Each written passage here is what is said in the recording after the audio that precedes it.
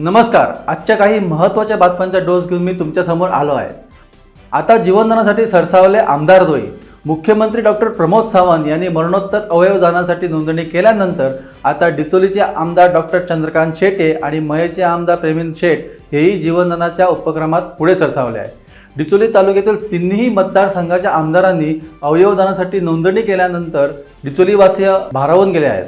पुढील बातमी आहे पावसाची. काल राज्यभरात कोसळलेल्या मुसळधार पावसामुळे अंजुने धरणाची चारही दारे खुले. पातळी 93.18 मीटरवर. दिवसभर पडलेल्या पावसामुळे धरण परिसरात तब्बल 4 इंच पावसाची नोंद झाली. आत्तापर्यंत 164.32 इंच पावसाची नोंद धरण परिसरात झालेली आहे. अजूनही मुसळधार पावसाचा इशारा देण्यात आला असून धरण पातळी नियंत्रित ठेवण्यासाठी अतिरिक्त पाणी बाहेर सोडण्याची प्रक्रिया चालूच ठेवली जाणार असल्याचं अधिकाऱ्यांनी सांगितलं. काणकोण तालुक्याला वीज खात्याची 84 कोटींची भेट. कुंकळी ते 4 रस्ता उपकेंद्रापर्यंतची करमळ घाट क्षेत्रातील ओव्हरहेड वीजवाहिन्या बदलून भूमिगत वीजवाहिनी घालण्यासाठी 46 कोटी 3,29,000 रुपयांच्या खर्चाला मान्यता देण्यात आली आहे. तसेच पैंगीण आणि लोळये पंचायत क्षेत्रातही भूमिगत वीजवाहिन्या घालण्यासाठी 37 कोटी 97 लाख खर्चाला मंजुरी देण्यात आली आहे.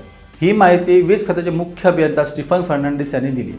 पावसाळ्यात करमल घाटातील वीज वाहिन्यांवर झाडांची पडझड झाल्याने अनेक तास काणकोण परिसरात वीज नसते. त्यामुळे यावर कायमस्वरूपी तोडगा म्हणून स्थानिकांची असलेली भूमिगत वीज वाहिन्यांची मागणी अखेर पूर्ण झाली. त्यासाठी काणकोणवासियांचे अभिनंदन.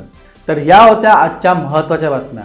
जर तुमच्याकडे अशा प्रकारच्या महत्त्वाच्या बातम्या असतील तर आमच्यासोबत नक्की शेअर करा आणि तुमच्या आवडत्या गोमंतक टीव्हीच्या यूट्यूब चॅनलला नक्की सबस्क्राईब करा.